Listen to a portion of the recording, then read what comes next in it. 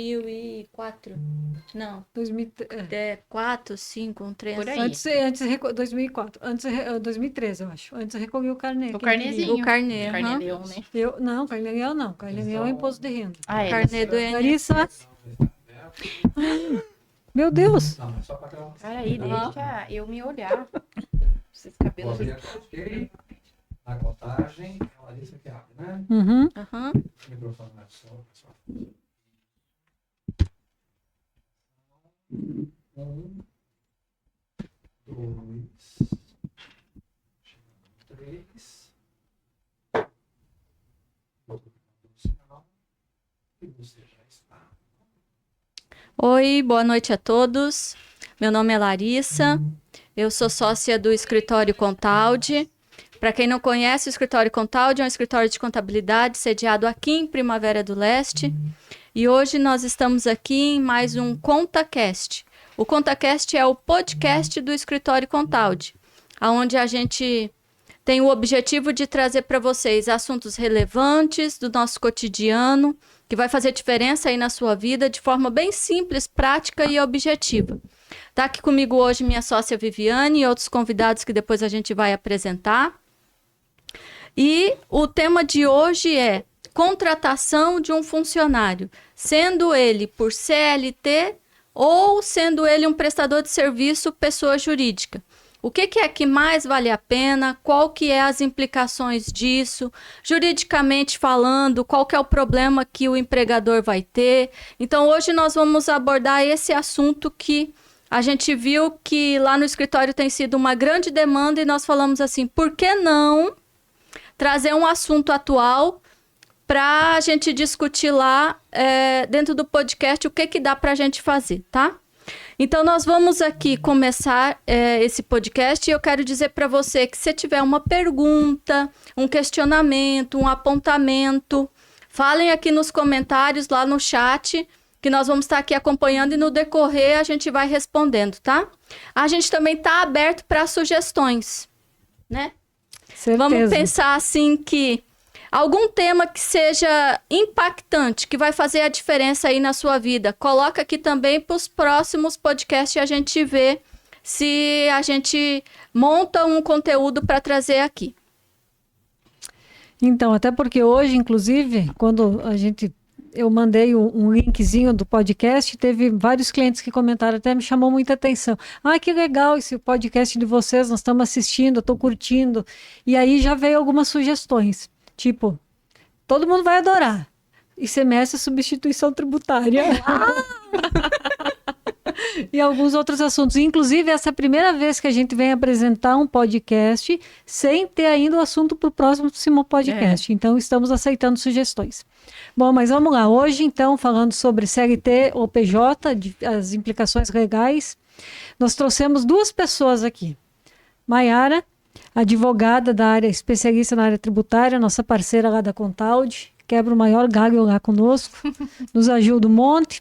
Andrei, que se tiver os nossos clientes estiverem assistindo aqui, todo mundo já conhece ele, está há 10 anos trabalhando lá conosco na Contaldi. E nós trouxemos ele aqui para quê? Para ele incomodar a Maiara.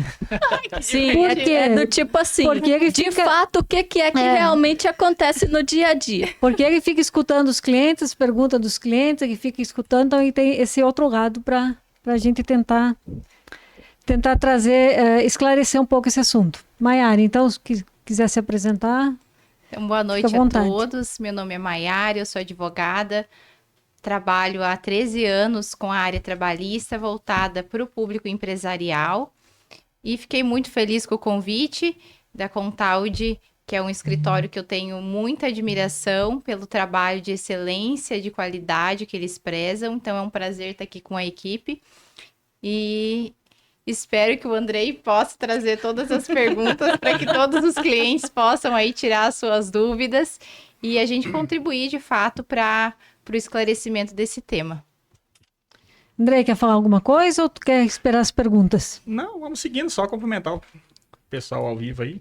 E só vem a somar, né? A cada novo tema, o que é a ideia do Contaldi? É trazer o conhecimento, cada um somar um pouquinho e no dia a dia, né? E tentar resolver muitas vezes o problema dos clientes, né? A indagação dos clientes e fluiu o serviço.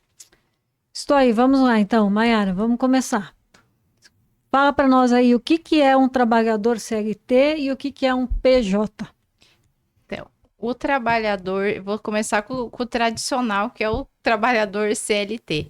O trabalhador CLT é aquele que trabalha de forma pessoal a um empregado, né, ou um empregador pessoa física ou pessoa jurídica, subordinado para receber um determinado valor e realizar um determinado serviço. A principal característica que a legislação entende que distingue o trabalhador CLT de um PJ é a subordinação. É eu poder exigir determinadas ações, atitudes e cumprimentos de obrigações. O profissional, que é um PJ, que é um prestador de serviço, é um profissional autônomo, ou um autônomo, pessoa física, né, um profissional liberal, como nós, advogados, contadores, ou é uma empresa formada por nós também, ou outras áreas, que prestam serviço a outras empresas ou a alguma pessoa física, mas que ela tenha direção e autonomia sobre o negócio. Então, a primeira e a grande diferença entre um e outro está na liberdade, na autonomia, na prestação, na execução dessa atividade. E eu acho que essa é a chave para todo mundo, para começar a conversa, porque quando eu tenho subordinação, quando eu posso exigir, a análise tem que ser feita.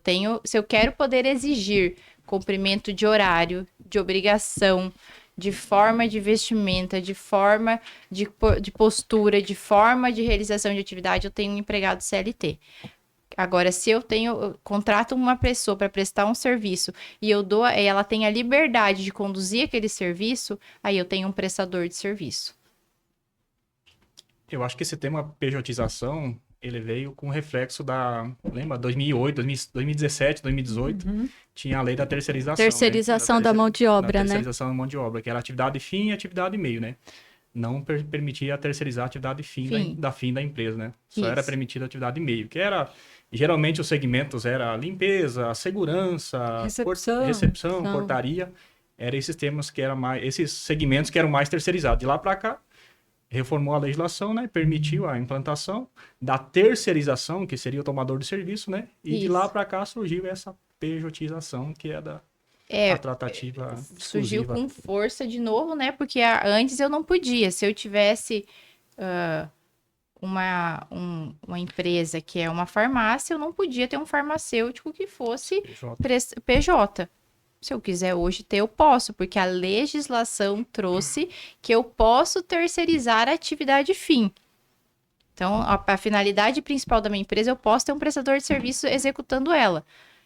Aí isso trouxe, essa liberdade legislativa trouxe à tona esse tema e a contratação pela forma de prestação de serviço.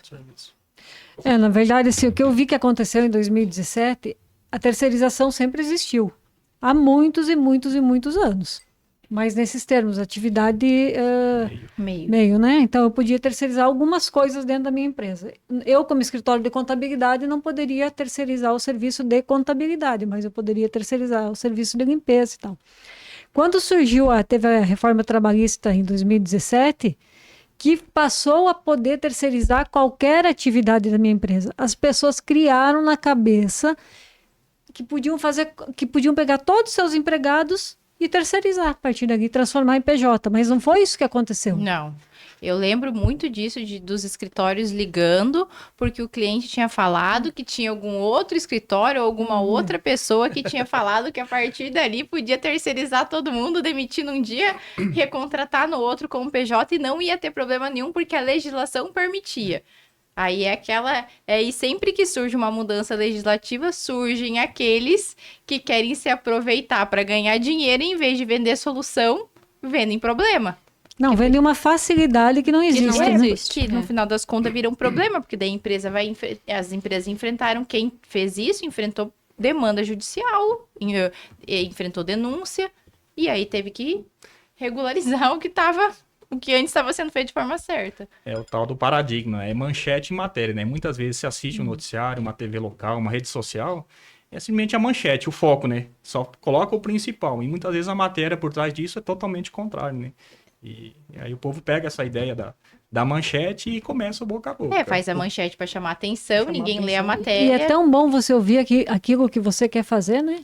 Você quer fazer, alguém diz que você pode. já tá querendo fazer errado, vai ficar mais barato, você fala, vou nessa, é mais fácil. Eu acho que vamos agora bater bem nisso. Eu acho que nós temos que deixar bem claro para quem está nos ouvindo o seguinte: nós temos alguns requisitos, que foi o que tu já falou, que é a subordinação, não eventualidade, eu anotei uns aqui, tá? Onerosidade, pessoalidade. Se tiver qualquer um desses requisitos, eu preciso ser CLT? Ou se eu tiver, eu tenho que preencher todos os requisitos? Você quer responder? Não. Estamos aqui para ouvir. Cumulativamente ou não? Não, tem que ter todos os requisitos. É a somatória dos requisitos que gera a característica da relação no emprego. Porque eu penso assim, ó, se eu sou empregado seu, eu não posso mandar meu vizinho amanhã prestar o serviço. Se eu sou prestador de serviço e eu tenho uma empresa, eu não preciso ser eu, por exemplo, algum cliente que contrata meu serviço de advocacia. Ele contratou meu escritório, não quer dizer que eu tenha que executar o serviço. Eu posso, através da minha equipe, prestar o serviço e tudo certo. Agora, quando eu exijo a pessoalidade é isso, eu contrato aquela determinada pessoa para fazer o serviço. Não tem a ver com exclusividade, tem a ver com a pessoalidade, eu não poder colocar outra pessoa para fazer o serviço. Por exemplo, eu sou um operador de máquinas, eu não posso, por causa disso, colocar o meu filho de 14 anos operando máquina, que é o que tinha muito antigamente nas lavouras. Eu sou empregado, mas aí eu vou para agilizar o meu serviço, eu tô aqui prestando serviço, coloco o meu filho também para prestar o serviço. Mas então, olha só, que interessante isso. Eu falei 4 requisitos aqui, tem mais algum? São só esses 4? Subordinação, não, eventualidade, onerosidade e pessoalidade. Isso. Tá, então vamos lá. Então ficou bem claro aqui, ó. Quando eu não tiver um desses 4 requisitos, eu posso pejotizar. Vamos lá. Eu vou ter não eventualidade, onerosidade, pessoalidade, mas a pessoa não vai ser subordinada. Ou a pessoa pode mandar outra pessoa no lugar dela para trabalhar. Quando eu não tiver um desses requisitos, eu posso enquadrar na PJ? Pode, se você... Pode no sentido de que, se você não exige um desses requisitos, muito provavelmente você tem uma maturidade para poder que aquele serviço seja realizado através de uma prestação de serviço. Agora vamos tocar no ponto da maturidade, porque eu acho que isso é tipo, nos nossos clientes que a gente atende lá, tem acontecido bastante no sentido seguinte. Eu vou contratar o funcionário, ele era meu funcionário e, sei lá, um dia eu resolvo que tá ficando caro demais e vou contratar ele como PJ. Mas eu quero que ele cumpra horário. O mesmo horário de quando ele era funcionário. Se um dia ele faltar, eu quero que ele me justifique. Eu não tenho mais aquela cobrança do tipo, a demanda está pronta porque ele foi contratado e ele vai fazer quando ele tiver disponibilidade. Não, eu quero que ele cumpra o horário de carga de trabalho normal. Então, a gente tem que deixar claro o seguinte para quem está escutando a gente entender que o funcionário CLT, que é aquele que vai cumprir horário, que se faltou, vai te dar uma justificativa por que faltou, ou vai te levar um atestado. E o prestador de serviço é totalmente diferente esse vínculo. Tem que ficar claro nisso. Isso. Porque senão eu estou só trocando de figura, só estou trocando o papel. Em vez do registro ser na CLT, na carteira de trabalho do funcionário, eu vou ter um contrato, mas eu estou tratando ele igualzinho um funcionário. Exatamente. E aí que muita gente pecou, porque como o Andrei pontuou, eu sempre pude terceirizar, eu sempre pude contratar prestador de serviço. Então, ainda antes da reforma trabalhista, se eu tivesse alguém lá no escritório de contabilidade, no serviço de limpeza, mas que eu exigisse horário todo dia, não era um prestador de serviço, porque eu quero exigir que ele esteja ali com a habitualidade de segunda a sexta, das 7 às 11. Isso não é liberdade, a pessoa não tem autonomia para direcionar o serviço dela. E geralmente você não quer que essa pessoa se substitua por outra, porque você tem documento que você precisa zelar pelo sigilo, você tem a segurança que é aquela pessoa que você já conhece, que está ali prestando serviço. Tanto na prestação de serviço, quanto na relação de emprego, essa questão da pessoalidade é um traço delicado, que geralmente você quer que te preste o serviço com base na confiança. E aí, por exemplo, o escritório, o Contalde, quem procura o Contalde para prestar o serviço, tem muito naquela relação a confiança de que Sim. a Larissa e a Viviane estão por trás monitorando, estão por trás garantindo que o serviço vai ser prestado com excelência. Né? Então, assim, o cuidado principal está na exigência, do exigir que seja, do cumprimento do horário. Eu peguei um caso em que a pessoa não exigia tanto o horário, mas o prestador de serviço, que era chamado prestador de serviço, tinha que entregar o trabalho num determinado modelo, num determinado prazo, de uma determinada forma, e ele não podia fazer diferente se quisesse. Então, toda a rigidez da forma do trabalho era da empresa. Para que aquilo fosse feito, ele precisava estar dentro da empresa. A empresa não permitia nem que ele fosse prestar um pouco do serviço fora. Isso caracteriza o vínculo de emprego. Muitas vezes cria-se uma facilidade de momento, né? Porque muitas vezes é muito prático, né? Você contratar uma pessoa jurídica, porque tipo assim, é um X contratado, não tem as obrigações, não tem tributo, não tem décimo, não tem férias, que seriam as obrigações pertinentes à relação trabalhista, né? Cria-se uma facilidade naquele momento, né?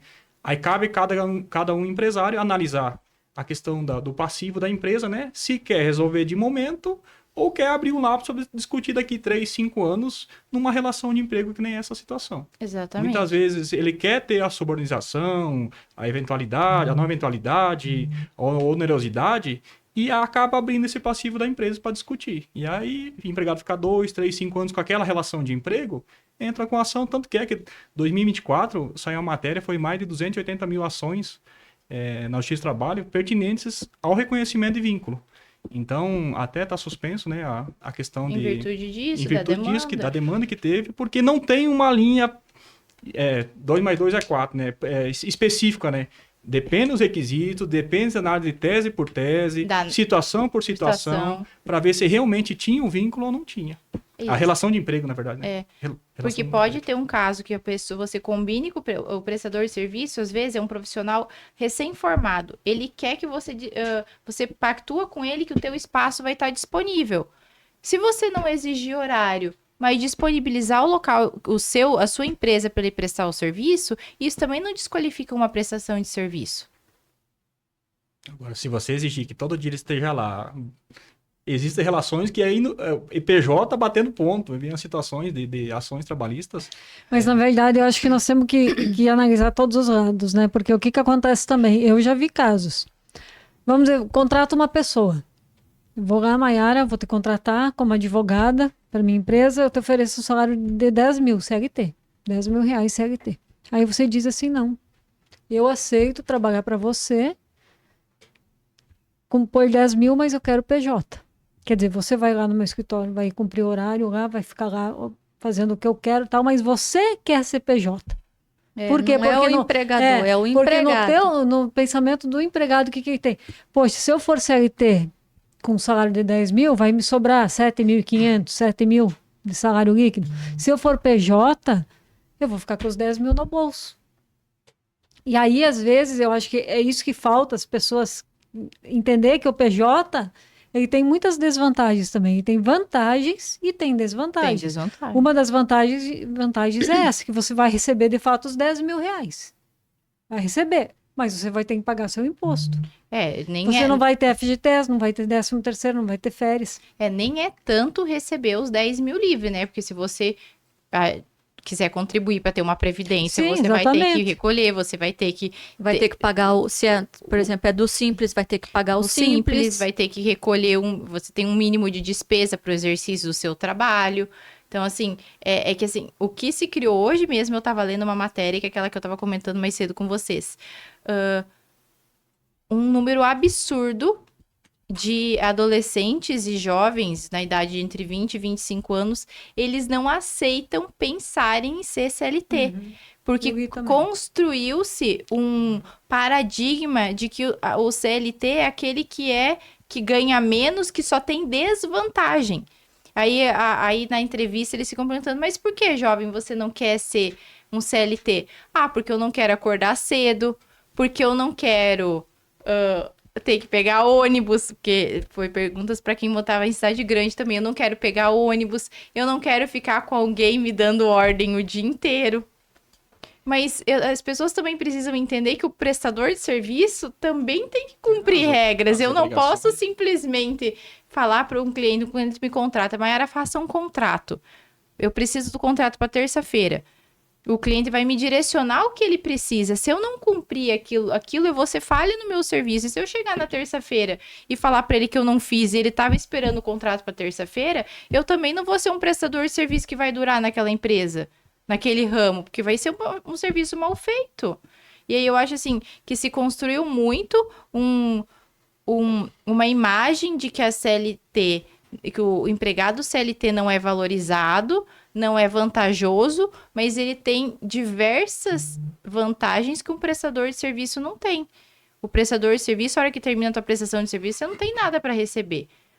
O CLT tem garantido a rescisão, tem garantido a multa do FGTS, tem garantido receber esse FGTS de todo esse período, porque se a empresa não recolheu, ela vai ter que pagar. E agora, mesmo nessas últimas teses firmadas, o não recolhimento correto do FGTS autoriza a rescisão indireta. E é uma coisa que eu, como prestador de serviço, se eu for um prestador de serviço legítimo, a única coisa que eu vou conseguir, se eu não receber, é tentar executar meu contrato. Na relação de emprego existe a CLT, as normas coletivas, as convenções coletivas para regir essa funcionalidade, né? Na PJ, certamente vai ter um contrato por trás dessa relação, aonde que lá vai constar as normas pactuadas entre as partes, né? Então, não é porque é PJ que não vai ter regra a ser seguida. Que é uma festa, né? Que é um carnaval, que eu faço o que eu quero. E, na verdade, a PJ, eu acho que caiu, vamos dizer assim, no gosto de todo mundo, realmente por causa do benefício financeiro. É financeiro. Porque pensa você, empregador. O empregador também tem custos. Sim. Né? Nós estávamos até falando hoje que uma empresa que não é do Simples Nacional, que ela é presumida do lucro real, que vai ter que pagar o INSS empresa, é muito caro. É só 20% mais... Como chama? Na verdade, RAT, sabe? RAT, não, mas resumindo, o custo de um funcionário numa empresa lucro real ou do presumido é mais ou menos 65% de encargos. 13º, então, se o teu salário é 1.000, você custa para a empresa 1.650. O empregador também é muito Para a empresa do Simples, se o teu salário é 1.000, você custa para o empregador 1.330. É 33%. É muito caro. Então, às vezes, o colaborador, o empregado diz, não, em vez de você pagar isso para o governo, vamos fazer PJ e paga tudo para mim. Às vezes às vezes você só consegue contratar se for desse jeito, senão a pessoa não aceita. Hoje em dia, aqui em Primavera, eu tenho muito cliente que chega e fala, doutora, mas ele só aceita se for como prestador de serviço.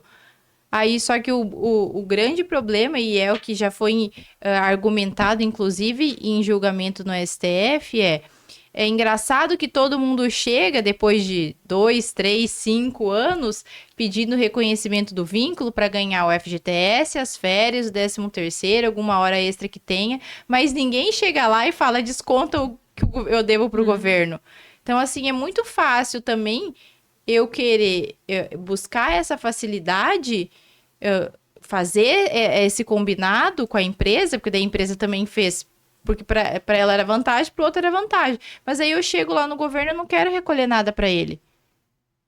Aí o trabalhador só quer quer receber da empresa, mas não quer que esteja descontado os valores para o governo.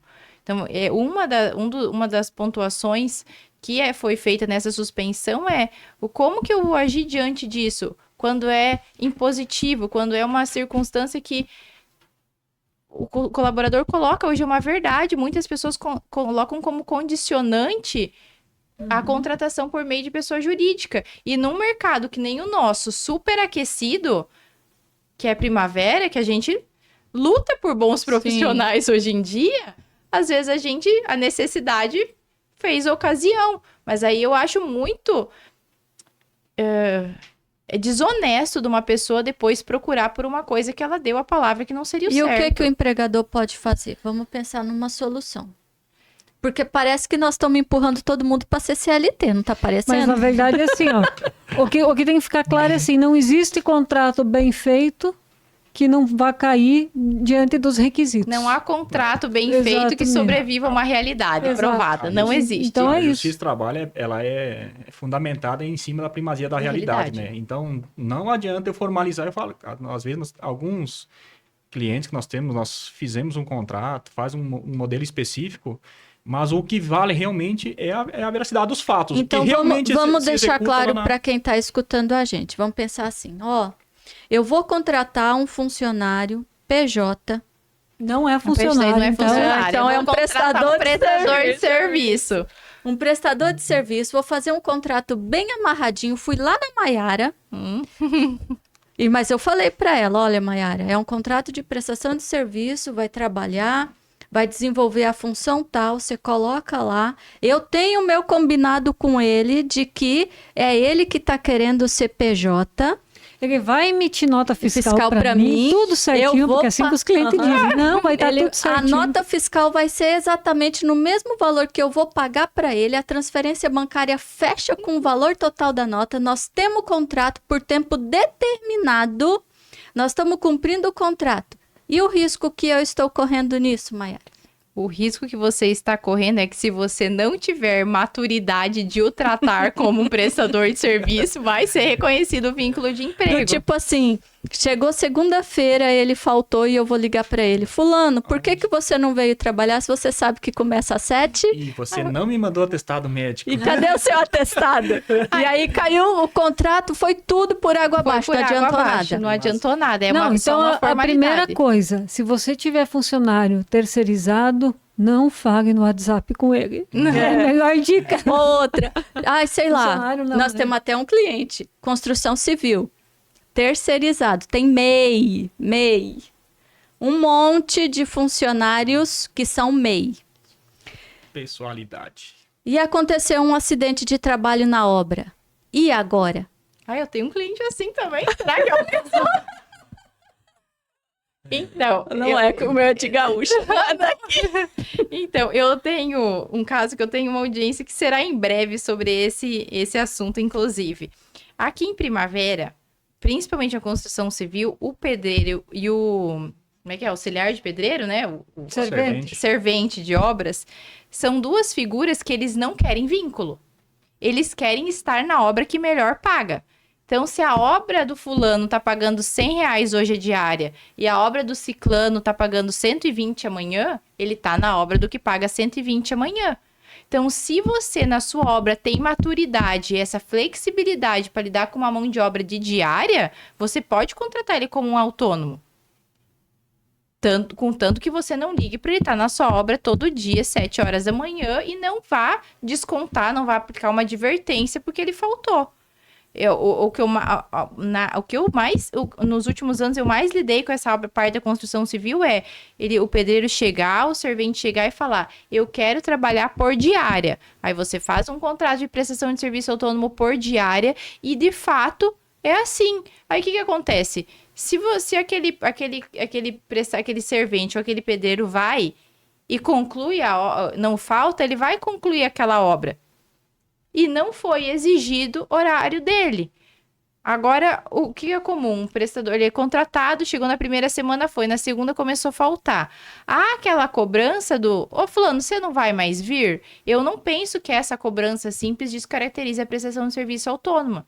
Porque quando ele falou que ele vinha e ele confirmou que ele ia ficar naquela obra, você contou com aquela mão de obra. Sim, e outra, ele foi contratado para prestar o serviço da obra. Então, se você cobra, você não vai vir mais, ele te responde, não vou hoje, A única coisa que você vai descontar é o valor proporcional da prestação de serviço. Se você não fica fazendo exigência de horário e consegue lidar, tem a maturidade e o jogo de cintura de lidar com aquela ausência que você sabe que pode acontecer, você pode ficar que vai ser uma prestação de serviço. Os próprios colegas de trabalho desse caso falaram para mim, não. Se a gente não ia de tarde, não recebia meia diária, era o que acontecia. Tinha cobrança? Ele falou, não. Eu falei, então, de fato, é uma prestação de serviço. E aí, se acontecer um acidente e for uma prestação de serviço, a princípio, você não tem uma responsabilidade de indenizar aquilo. E vamos pensar assim, deu ruim. Deu entendeu? ruim. Deu Cobrou. ruim. Entendeu? Cobrou horário. Ai, sei lá, um prestador de serviço entrou na justiça. Quanto tempo ele tem para entrar na justiça? 2 anos a partir do... Vamos pensar do último dia trabalhado? Do distrato daí, do porque distrato, contrato, né? do término do contrato. Uhum. Eu acho que, sim, só para ficar bem esclarecido, que eu acho que o que a Larissa quis fazer antes, nós, Contaldi, não somos contra terceirização, pejotização. Nós só queremos que as pessoas estejam cientes do que pode acontecer. Porque a maioria das pejotização que a gente está vendo lá no escritório, que as pessoas vêm nos questionar, são pessoas que deveriam ser CLT e que eles querem transformar em PJ, né? Mas por isso que a chave do sucesso é aquilo que você pontuou. Vamos falar da maturidade. Se eu tenho maturidade, se eu decidir que eu vou lidar com aquela situação, porque daí é uma escolha de profissional. Eu falo para os meus clientes, geralmente, você precisa escolher o prestador de serviço, é uma pessoa que tem uma maturidade até maior do que o CLT. Porque é uma pessoa que sabe que, apesar de ela não ter uma subordinação direta, ela tem um contrato para cumprir e não é um dever de subordinação que vai fazer ela prestar um serviço claro. melhor ou não melhor. Eu vou prestar o serviço bem feito por aquilo que eu fui contratado. Então, eu acho que pessoas com maturidade para entender isso e pessoas que não são tão apegadas ao horário, porque tem gente... principalmente pessoas mais velhas, eu conheço pessoas que não conseguem, elas querem que a pessoa esteja ali naquele horário, eles não conseguem exigir produtividade. Isso já é um empecilho para... Não, é por isso que eu acho que tem algumas funções dentro de uma empresa que são elegíveis para CPJ, mas tem outras que parece que não. Se você precisa que a pessoa fique o dia inteiro para atender o público, como é que você vai pôr uma pessoa, um PJ? Que talvez venha, talvez não venha trabalhar. Então, tem várias coisas que tem que ser analisadas. Eu quero fazer uma pergunta que até foi uma coisa que aconteceu há poucos dias lá no escritório. Uma pessoa me procurou para abrir uma empresa de prestação de serviço. E ela me disse assim, essa empresa eu só vou emitir uma nota por mês, só uma nota por mês para a empresa que me contratou, e eu sou contratado nesta mesma empresa também como CLT. Ou seja... Ele é contratado como CLT e é contratado como prestador de serviço. Por favor, fale sobre isso. Tem duas relações no mesmo vínculo? Vamos dizer... E vou te falar, e tem muitos casos. Tem muitos casos, e nós podemos citar até exemplos de alguns, por exemplo, pessoal que recebe muita comissão, assim. Agrônomos, em geral, tem muitos assim, então é N casos, tá? Aí o que eu vou dizer, aí a gente vai voltar para o passo do que o Andrei pontuou. O direito do trabalho é baseado pela primazia da realidade. Eu acredito que, apesar de ser muito difícil, é uma prova difícil de eu ser produzida, porque a chance das informações, das conversas se embaralharem ali, se entrelaçarem de uma forma que eu não consigo... aqui eu estava falando do vínculo de emprego, aqui eu estou falando da prestação de serviço. Se de fato existir uma relação de emprego e uma relação de prestação de serviço dissociada daquilo que é a função dele principal, eu acredito que eu consiga provar que existem aquelas duas coisas. Ressalto, um ônus da prova dificílimo que você vai levar para a justiça. Você vai ter que provar por A mais B mais C que aquela prestação de serviço era totalmente dissociada desse vínculo de emprego, que sobre aquilo ele não tinha verdade, subordinação. você não consegue provar. Mas se não for... É muito difícil. Então, por isso que eu digo, é um ônus da prova que você tem que analisar o risco que está por trás e ver se você tem uma robustez financeira para você aguentar a consequência se ela vier, seja de multa por fiscalização, seja de ação trabalhista, principalmente nessas áreas que você citou. Mas agora eu lembrei de um negócio bem, bem interessante, que até faz poucos dias que eu fiquei sabendo disso. Nós falamos aqui que muito acontece com o agrônomo, né? Mas o salário do agrônomo geralmente é acima de 18, 20 mil. E ele é registrado geralmente com esse valor e ele tem uma comissão que vai emitir a nota fiscal como prestador de serviço. Mas não tem um negócio que fala que se teu salário for acima de 2 vezes o salário de contribuição, você é hipossuficiente, hipersuficiente, não sei o quê, e aí dificilmente você ganha numa causa trabalhista. Que você... a justiça entende que daí são 2 requisitos. Você tem que comprovar que recebe 2 vezes o teto acima, né, do teto do INSS, e você tem que ter um diploma superior, você tem que ter uma formação. Porque daí a lei te trata como um hipersuficiente. É como se você tivesse clareza, você tivesse capacidade de discernimento, que você não pode alegar que você foi enganado, induzido a fazer aquilo. Então tá aí uma grande dica. Quem quiser pejotizar, contrate pagando acima de 2 vezes o teto de contribuição, que vai dar o quê? Uns 17 mil e pouco? 8, 16, uns 17 mil e pouco. Pronto, tá salvo daí. E ainda assim não tá 100% salvo. Eu vou te dizer que dependendo da realidade, você não consegue salvar. Eu acho que essa linha da pejotização, nessa linha de quem tem nível superior, acima de 2 salários, o hipersuficiente, tem uma tratativa diferentemente de uma pessoa lá. Eu até vi um exemplo de um gari, que foi contratado pela prestador de serviço, né? E ele exigia que ele tivesse uma PJ para prestar o serviço. Ou seja, seria um hipossuficiente no qual a prestadora obrigou que ele tivesse uma PJ para poder trabalhar. Ou seja, ele vai ter todos os requisitos praticamente, a pessoalidade, a onerosidade, a suborganização e maquiado numa PJ. Mas a empresa exigiu, né? Então, e outra coisa que eu vejo é a depender da área. Tem muitos profissionais ainda sendo mal orientados e abrindo MEIs em áreas que não pode abrir. Nós conversamos sobre isso, né, já, Maiana, né? Tem muitos. E aí, muitos, assim... Porque nós vamos voltar na mesma coisa. É barato. E aí, assim... Entendeu? Às vezes, quando a pessoa precisa e não tem outra solução, você faz o quê? Corre o risco. Porque é barato. É barato para quem? Para o empregador e para o empregado. Aí você tem que analisar que o barato pode ficar mais caro, por exemplo, se acontecer um acidente de trabalho para o futuro da aposentadoria dessa pessoa, porque em casos de acidente de trabalho, acidentes de trabalho que a culpa é da empresa, o INSS entra com ação regressiva. Então, tudo aquilo que eu, como governo, como União, estou gastando para aquele custo que você, empresa, deu causa, eu quero receber de volta. Então, tudo isso, eu acho que a análise hoje de você contratar uma pessoa como PJ ou não, já que a lei permite a contratação de atividade meio e fim, é uma análise de maturidade. A análise feita com maturidade, e se você se abrir para contratar um prestador de serviço de uma maneira correta, você vai ter uma prestação de serviço bem feita e você vai conseguir economizar. Agora, se você fizer isso de uma forma inconsequente, vai virar um vínculo de emprego. Na verdade, eu acho que o governo podia mudar um pouquinho isso e podia modernizar as coisas, porque essa relação PJ, contratação PJ para PJ, cada vez vai ter mais. Talvez ele mudasse esse teto, né? Em vez de você ganhar acima de 17 mil para ser considerado hipersuficiente, mudasse, assim, para serviços abaixo de 5 mil reais, proibido uma pejotização, mas acima, sim, não sei, porque tem que mudar, essa relação vai ter que mudar, porque as pessoas também têm que ter o direito de poder escolher o que elas querem.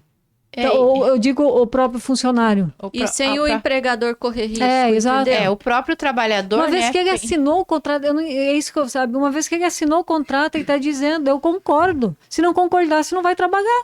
Aí depois vem a justiça e fala bem assim, ele concordou, mas aquele dia que ele assinou e tudo, não era bem assim, porque agora ele conseguiu comprovar isso daqui. Mas na hora do combinado e que assinou o contrato, todo mundo concordou de que, de fato, ele estava sendo contratado como prestador de serviço, que na legislação do trabalho a gente tem situações que a lei considera que você não tem nem o direito de abrir mão. É como, por exemplo, a estabilidade da grávida. Eu não posso escolher se eu quero, eu não posso simplesmente, por exemplo, para o pedido de demissão da grávida ser aceito, eu preciso que esse pedido seja homologado no sindicato. Para que, o que é a homologação do sindicato? Nada mais é que a confirmação perante um órgão que você está ciente daquilo que você está fazendo e da consequência que aquilo tem. Eu gostaria que para o prestador de serviço houvesse um requisito de você anuir aquela expressão de vontade. Então, se eu tenho uma pessoa que só quer trabalhar na modalidade de prestação de serviço, independente do quanto ela ganha, ela tenha esse direito de escolher. Sim, exato, exatamente. Que é o que essa geração está trazendo, que hoje foi muito noticiado, inclusive, que a geração não quer ser empregado. Claro, muito porque foi feito uma narrativa nos últimos anos muito ruim e porque essa geração ainda não teve a maturidade de entender que trabalhando como PJ ou como empregado, ela vai ter que receber ordem, ela vai ter que acordar cedo, eventualmente, ou trabalhar até mais tarde. Tipo, vai ter que trabalhar. Então, assim... Vai ter que trabalhar, que não cai do céu as coisas. Então, assim, aí eu fico pensando que quando as pessoas vão se deparando com a realidade, essas situações também vão se desmanchando, para que fique claro que porque assim, você vê, esses jovens estão pensando que a prestação de serviço é a solução para não acordar cedo, para não pegar o ônibus e para não ter ninguém mandando, mas isso existe numa prestação de serviço, porque eu posso acordar cedo, eu posso ter que pegar o ônibus e eu vou receber uma ordem, às vezes indireta, mas eu vou receber. Então, assim, eu acho que conforme vai se desmanchando essas teorias e essas crenças e ficando claro para as pessoas que com maturidade e sabedoria a gente pode ter uma relação de trabalho bem feita e bem estruturada, da mesma forma que se eu entender que eu quero poder exigir horário, cumprimento, regras específicas, é melhor eu contratar, por enquanto ainda como CLT. A ideia ainda que como um contrato, não deixa de ser um contrato civil, né, entre as partes, né? O que em resumo, seria as duas partes sentarem, né? Uma vez que houver a negociação, estipular cláusulas no contrato e ambas tiver o consenso do que realmente vai ser executado. Sim, tipo assim, né? Vamos deixar claro, André. Prestador de serviço tem 13º? Pois é.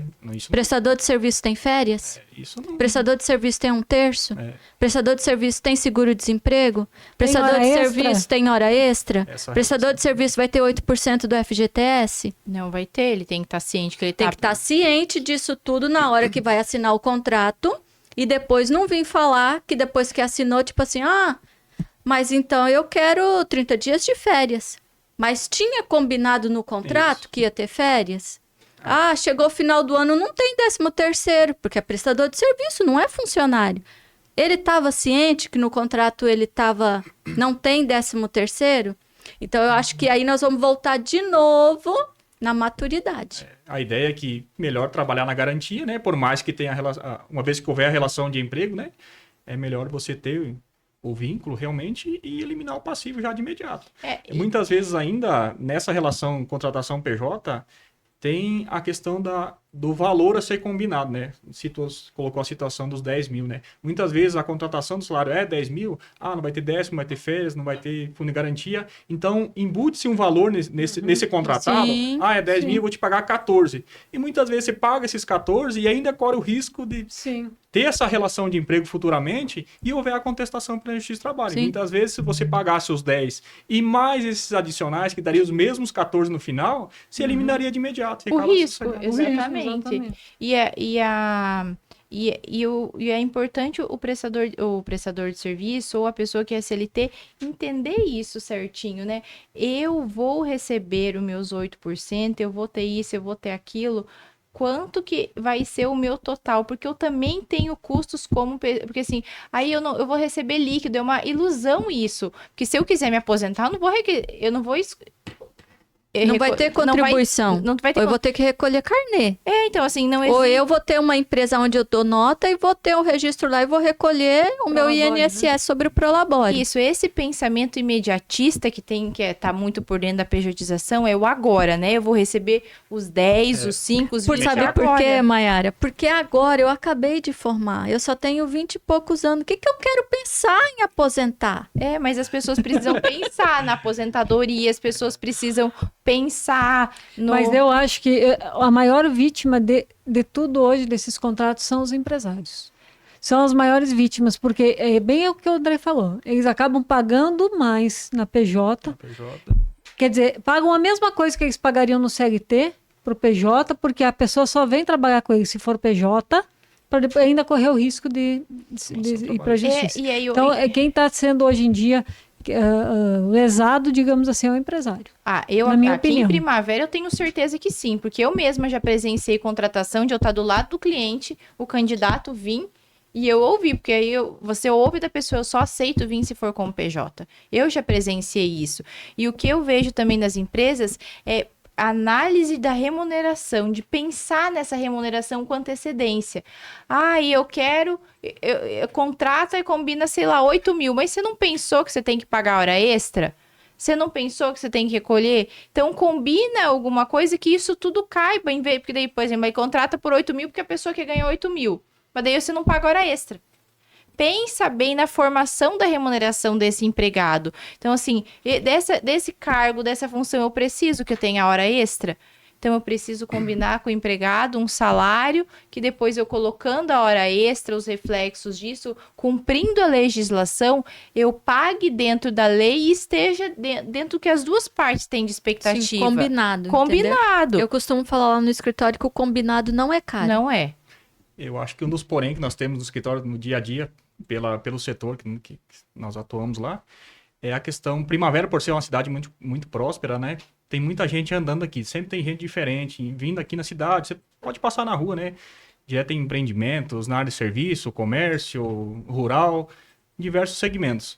Muitas vezes o cliente, o que ele tem? Ele tem a ciência do conhecimento da sua atividade, mas muitas vezes ele desconhece essa parte, essa relação trabalhista e os acessórios que essa relação trabalhista traz junto com o pacote a partir do momento de contratar um empregado. Muitas vezes ele tem conhecimento do segmento, ele vai lá e contrata um empregado, vou pagar 3, 5 mil. Beleza, ele contrata um empregado, muitas vezes vem no escritório, chega lá, nós vamos analisar a categoria que ele se enquadra. O segmento, convenção coletiva, direitos específicos. Direitos específicos. Então, muitas vezes nós vamos lá na convenção ver que categoria que ele se enquadra e aí começam os adicionais que é garantido pelo sindicato. Muitas vezes é cesta básica, são gratificações, bonificações. Um adicional diferente de hora extra. Os adicionais. Então, acho e aí que ele já combinou uma coisa com o empregado. E eu acho que o empresário tem que estar ciente que ser empresário é conhecer a legislação também. Ele tem que ter conhecimento disso. E é isso que eu venho naquilo que a gente comentou agora há pouco. O preparar para a contratação. O sucesso de uma boa contratação é preparar. Preparar em maturidade, em expectativa, no que eu pretendo com aquilo, com a pessoa, e em preparar em informação.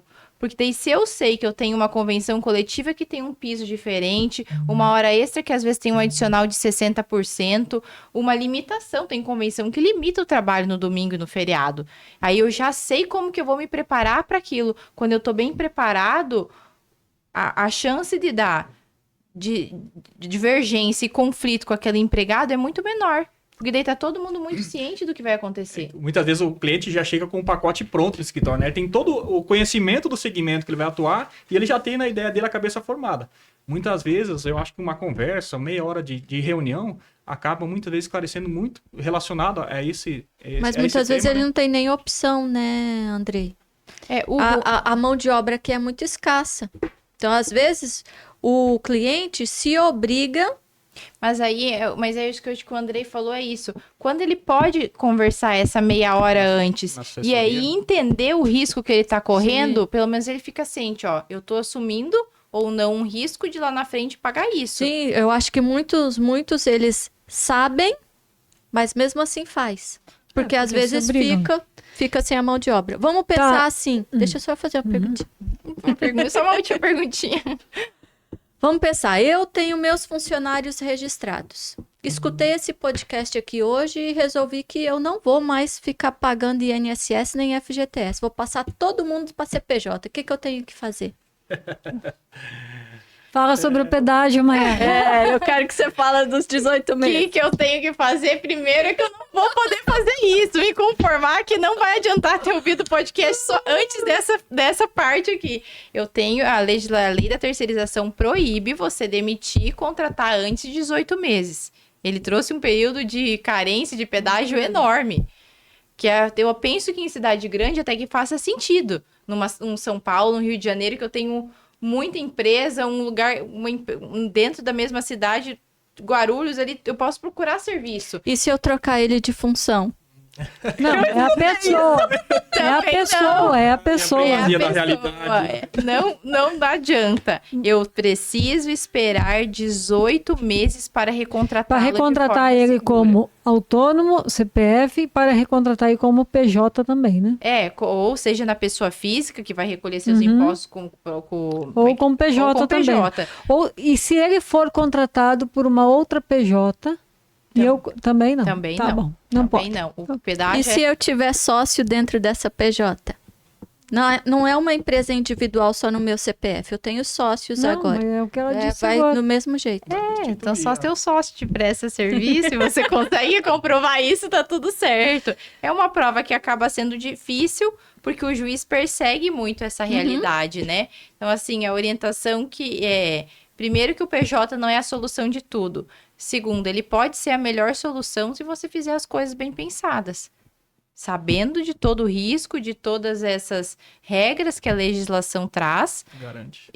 Garante. E eu ainda sou muito a favor. Eu tenho várias empresas que têm equipes grandes, compostas por profissionais autônomos e que dá 100% certo. Então, assim, o Contaldi, eu acredito que assim como eu, nós não acreditamos que o PJ não dá certo. O PJ dá certo. Com pessoas maduras. Com pessoas maduras. E determinadas atividades. Eu acho que não adianta também, às vezes, a pessoa ser madura. Tem atividade que PJ não vai dar certo. Que a maturidade parte da análise de entender Não que vai dar certo. Que o meu caixa de supermercado vai ser muito difícil contratar. Já pensou como PJ? você contratar um serviços gerais de uma fazenda como PJ? O caixa de um supermercado Um caixa de um supermercado. Tem atividades que não tem como. jeito. Tá, mas vamos lá. Assim, ó. Falta 8 minutos para terminar o nosso podcast. Mas tá muito rápido. que Já rápido. já falamos bastante sobre esse PJ, acho que deu para todo mundo entender que tem alguns requisitos e tem que analisar muito bem. Vamos só dar uma Alguém pincelada. mandou alguma pergunta aí? Não tem. Tem uma interessante aí. Uai, eu não vi nenhuma pergunta aqui. Tem uma do Heitor Nicolau. Ele quer saber quem é o rapaz barbudo. É o russo. Lá no escritório chamam ele de russo. Você tem que repetir, porque eu estou sem microfone aqui, né? Então responde aí pro Heitor Nicolau lá. Um abraço, Heitor. Depois nós conversamos, tá? Heitor, o barbudo é o Andrei. Meu sobrinho. É o sobrinho? Heitor, é o teu tio, Heitor. Ele tá bonito na TV? Ele ficou com a câmera que emagrece e rejuvenesce. Tá, vamos lá. Dá só uma...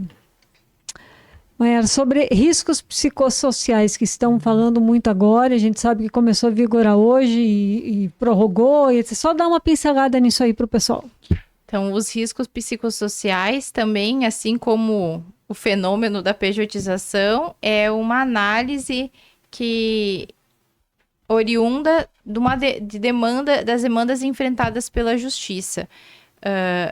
No ano passado, grande parte das demandas que chegaram aos tribunais, inclusive aqui no TRT do Mato Grosso, que é o TRT da 23ª Região, e ao TST, que é o Tribunal Superior do Trabalho, foram oriundas de pedidos que envolviam dano moral ou algum pedido relacionado a dano psicossocial, que seriam o quê? Os danos que o trabalho pode causar. Uma sobrecarga, a exigência no cumprimento de metas, jornadas excessivas, o que isso interfere na mentalidade e na saúde do trabalhador. Então, assim, não é nada novo no sentido de que a legislação não olhava para isso. Não olhava, porque se eu olhar a NR17, que é a NR da ergonomia, ela sempre trouxe lá que no ambiente de trabalho, ao fazer a análise ergonômica prévia ou a análise ergonômica, eu tinha que trazer isso. Os profissionais que fazem essas análises ergonômicas, geralmente eles perguntam sobre a luminosidade, sobre a cadeira que você usa, ou sobre o seu posto de trabalho em pé, sobre como que é o seu tempo de trabalho. Eles fazem toda essa análise dos riscos que aquela atividade está inserida. Agora, devido a essa demanda judicial, foi deixado mais claro no texto da NR1 que é preciso que se façam análises sobre esses riscos em todas as empresas, que eu aponte os riscos, que eu trate esses riscos e traga plano de ação. Hoje, dia 26 de maio, é o dia em que a norma entra em vigor, mas por vários motivos a lei foi bem subjetiva para um tema que já é extremamente difícil. Então, ela fez agora foi apresentado uma apostila orientativa sobre o tema e nesse ano, agora próximo, é para essa norma viger essas alterações com caráter educativo, de preparação para as empresas se adaptarem, porque a partir de maio do ano que vem, aí sim elas podem ser penalizadas com multas e sofrer as outras consequências, né, de não cumprimento da legislação. Então, acho que o que a gente tem, assim, de forma bem objetiva para deixar para as empresas conversem com a equipe, com quem presta o serviço de medicina e segurança no trabalho, entenda o que são os riscos psicossociais, porque já foi falado de todo um exagero aí também, de um excesso, de uma loucura aí. Entenda o que analise a sua empresa, trace esses riscos e crie plano de ações se necessário, para que você cumpra a legislação. É como se fosse, assim como eu analiso se numa empresa tem calor acima do limite de tolerância, tem ruído acima do limite de tolerância, eu vou ver no que aquela atividade está inserida. Se existe algum risco que eu precise cuidar, preciso trazer. Por exemplo, na minha empresa eu trabalho além da conta. Eu posso fazer só 2 horas extras por dia, eu faço 3 horas extras por dia. Eu vou precisar criar um plano de ação para reduzir, para me enquadrar na legislação e para que a minha jornada não seja extensa ao ponto de um trabalhador falar que adoeceu por causa disso. De uma maneira bem objetiva, o que a NR1 veio trazer é isso, analisar melhor essa situação, pontuar, mapear para que a empresa possa tratar. E como eu já disse até num podcast que eu participei da OAB só sobre isso, né? Se a empresa e o trabalhador tiverem maturidade de entender essa legislação, ela só vai trazer benefício. Porque isso sempre existiu. Só que às vezes é deixado de lado, sem muita atenção. E aí o que acontecia com as empresas? Pagavam só na justiça. Agora você não vai, agora você vai deixar mais claro, você vai trazer materialidade com o plano de ação para provar que você não foi. Você tem até mais ferramenta para provar que você não foi negligente, você não trouxe uma carga excessiva de estresse, de risco psicossocial para aquele trabalhador. É um assunto bem polêmico, eu acho, porque é muito complicado, né? É muito subjetivo. É muito subjetivo. Você conseguir... se teu colaborador está com depressão, como é que você vai conseguir saber se isso veio do trabalho ou se veio de casa, ou se veio dos outra, dois? Depois acaba o empregador complicado. sendo corresponsável desse funcionário, mesmo ele sabendo que tem problemas fora do trabalho, né? Parece tipo assim, eu agora como empresário tenho que dar conta de tudo, até da vida, vamos dizer, psicológica do meu funcionário. E aí é isso que se trouxe como discussão e se veio falar num primeiro momento, porque eu acho que, infelizmente, como tudo, quem gera o pavor gera atenção. Então, eu acho que muitos profissionais quiseram criar nas empresas o pavor, o medo. Nossa, a partir de agora, se aparecer um atestado com depressão, a culpa é sua. Agora se aparecer isso, a culpa é sua. Não, antes você pensa que um funcionário teu já podia, sempre pôde apresentar com um atestado de depressão e te responsabilizar por isso. Agora, se eu for lá, cumprir a legislação, falar com a minha equipe de segurança no trabalho, mapear o risco, eu já vou poder provar para o juiz que não existia nem como ele alegar aquela depressão, porque ele tem 8 horas de trabalho, ele não sofre demanda excessiva, ele sabe a quem procurar se ele tem uma dúvida ou uma demanda, porque a comunicação, ele saber, a pessoa saber para onde ela é direcionada, é um dos fatores que causa clareza, leveza dentro do ambiente de trabalho. Eu tô sofrendo, sei lá, tô com muita dificuldade de executar minha tarefa, mas eu não sei a quem eu procurar. Se eu consigo entender isso e traçar e deixar claro para o meu colaborador, para dúvidas de departamento pessoal, procure o departamento pessoal na pessoa do fulano, dúvida nisso, procure, isso você traz leveza, clareza e elimina um risco, que é uma medida simples. E tem coisas que isso é simples e que tem muita empresa que não tem ainda. Analisando pelo tempo das normas dos últimos anos, das fiscalizações que teve, das normas que vem atuando, toda os últimos 10 anos, 8 anos, toda a parte de fiscalização dos órgãos competentes, do trabalho, eles foram voltados a essa parte de saúde do trabalhador. Então, nós acompanhamos já nos últimos anos várias fiscalizações, todas elas pertinentes a exames admissionais, periódicos, demissionais, todos eles voltados específico à parte de saúde do trabalhador.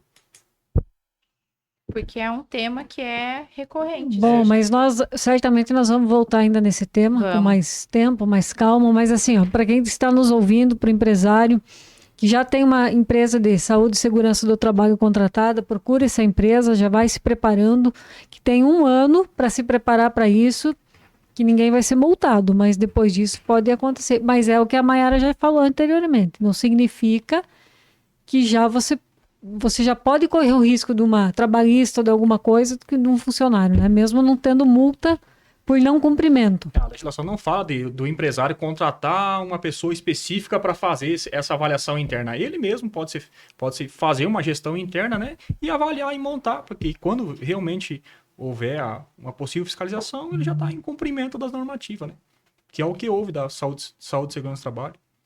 Mas a gente sempre pontua muito de estar em alinhamento com essa empresa que presta segurança no trabalho, porque isso vai ter que estar nos documentos, né, de segurança no trabalho. Vai ter que colocar no SST para ir pro E-Social e tudo. Então, assim, eles não sabem exatamente, por exemplo, eu questionei, eles, vocês sabem se vai ter uma pergunta, que nem hoje eles indicam um nível baixo, médio, alto, do ruído, da temperatura, né, que é o calor. Não, provavelmente não vai ter isso num primeiro momento. E eu acho que daí foi muito sábio isso de suspender, porque eu acho que o governo em si, todo o Ministério do Trabalho, a superintendência vai ter que analisar como vai ser medido, como que vai ser analisado. Eles criaram a lei e não sabia nem como que ia cobrar o empresário. Eu acho que foi bem isso. E ficou muito subjetivo, porque quanto mais subjetivo o tema, mais difícil é de ter assertividade, regra, né? De seguir uma regra, de ter um parâmetro. Do tipo assim, riscos psicossociais, mas eu, quanto empresário, tenho que fazer o quê, Maiara? Exatamente. Ninguém sabe ao certo. Ninguém sabe o que você tem que fazer. Então, eu acho assim... O que você não pode fazer, até a gente sabe, né? Eu acho que seria, só para concluir, que procure, que analise dentro desse 1 ano, tem 1 ano aí, porque daí depois que chegar esse 1 ano, você não vai poder falar que você não teve tempo para se preparar, né? Aí não vai poder bater o fiscal lá e você fala, nossa, nem sabia que isso existia. O que é isso? O que é isso? Bom, mas eu acho que já estamos extrapolando o nosso tempo aqui. E como eu sempre digo, né, o seu Garcia dorme cedo, então nós temos que sair cedo. É verdade. Mas assim, é isso, né, Larissa? Agradecer a presença aqui da Maiara. Provavelmente ela virá outras vezes com outros temas.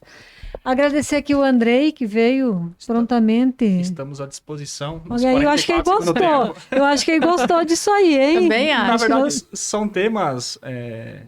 nosso dia a dia, muitas vezes nem chega o conhecimento de vocês, mas lá para nós, lá, ó, tivemos uma situação recente essa semana da demissão final do expediente lá. Ou alguém viu um post aí na rede social aí e chegou o tema lá, no outro dia já tinha uma pergunta para nós no telefone. Demite ou não demite final do expediente? Não tem nada pacificado, é uma situação, possível dano moral, não tem nada amparado. Nós ficamos na ponta lá. Vamos estudar, vamos ver, só um pouquinho, me dá um tempo e vamos pesquisar. Então, são temas que recorrente vêm acontecendo, todo dia tem uma reforma acontecendo. E é bom falar isso porque as coisas são flexíveis, né? Eu acho que isso é interessante. E lá no Contalde também a gente tem bem essa política de ser flexível no sentido de que a lei fala, mas principalmente departamento pessoal, RH, eu acho que as coisas são bem moldáveis, entendeu? Então, vale a pena, assim, a gente estudar, ver. Nem sempre tudo que a gente acha que sempre foi assim, é assim. As coisas mudam, né? E outra, a lei existe, mas o dono da empresa que vai decidir se vai cumprir ou não. Não somos nós que vamos decidir, é o dono da empresa que decide, né? Tem que ter o conhecimento, né? O que as empresas, eu acho que mais tem que procurar é bons profissionais para que possa dar conhecimento e suporte para que elas tomem a decisão ciente dos riscos ou não que eles estão correndo. E aí, por exemplo, isso que o Andrei citou, a gente está discutindo um tema desse, é para levar qualidade e assertividade para o cliente, né? Que é o que a gente busca. Opções para o cliente, né? Eu acho que a política do Contalde sempre tem sido essa, do tipo, dar opções e argumentos para o cliente. A empresa é sua, você escolhe o que melhor cabe no seu bolso e a melhor opção que você quer escolher. Podemos eliminar de imediato ou podemos deixar para discutir depois. 2 anos. Ou antes ainda. Então é isso, Certo? né? É Agradecemos aí a presença da Maiara, do Andrei.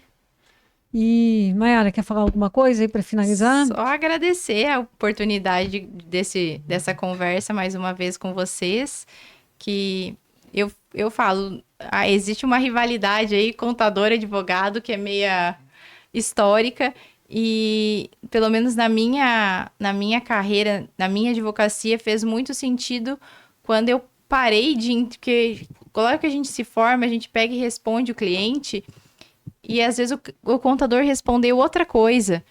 Só que eu percebi que, às vezes, nas nossas diferentes respostas, o que a gente queria era...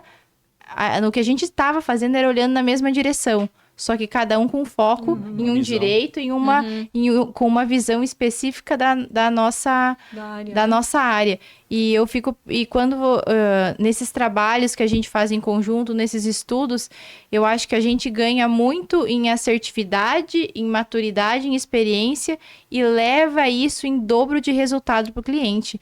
Então, eu também queria agradecer tudo que vocês compartilham comigo, né? Pelas oportunidades, inclusive, de aprendizado e agradecer pelo convite. Estamos aí para todas as perguntas que possam vir.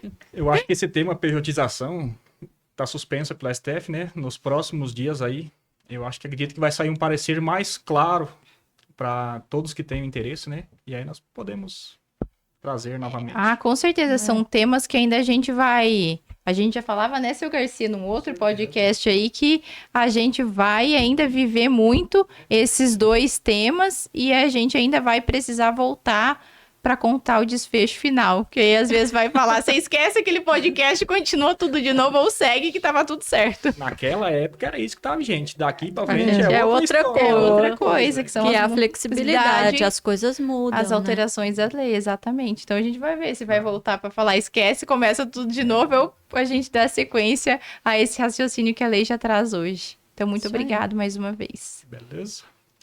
Eu também quero agradecer a todos que acompanhou a gente até agora. Falar que o Contalde é um escritório de contabilidade aqui em Primavera do Leste. E nós temos uma equipe lá muito boa para atender a sua demanda. Se você ainda não é cliente do Contalde, procure a gente nas redes sociais. Nós temos o canal no YouTube, nós temos o Instagram. Tem o nosso telefone também. Se você tiver alguma dúvida, chame a gente lá, tá? Pessoas competentes e qualificadas igual o Andrei, nós temos um monte lá, e temos separados por departamentos. O Andrei é do departamento pessoal, mas nos próximos episódios a gente quer trazer a nossa equipe também, para o pessoal que está aí em casa, ver as pessoas, né? É diferente um pouco das cidades grandes, lá o Contalde a gente é bem vamos dizer assim, humano. Não é uma inteligência artificial que te atende, são pessoas que te atendem, que têm demanda e carga de serviço para ser executado, tem experiências para poder te atender. Então, eu quero dizer que o Contaldi é de renome aqui na cidade e nós estamos prontos para poder te atender. O nosso próximo episódio é no dia 23 de junho de 30. 30? Mudou? É a última segunda-feira do mês, mês que vem vai ser dia 30, É porque segunda-feira. no nosso roteiro está escrito dia 23. A pegadinha do Então, roteiro. 30/6, que é o nosso próximo episódio. Ainda não temos definido um conteúdo, mas nós estaremos aqui. E quem tiver alguma sugestão, por favor, nos forneça. Nos forneça para a gente poder elaborar. Ok? Obrigada, valeu, seu Garcia. Tchau. Tchau. Tchau.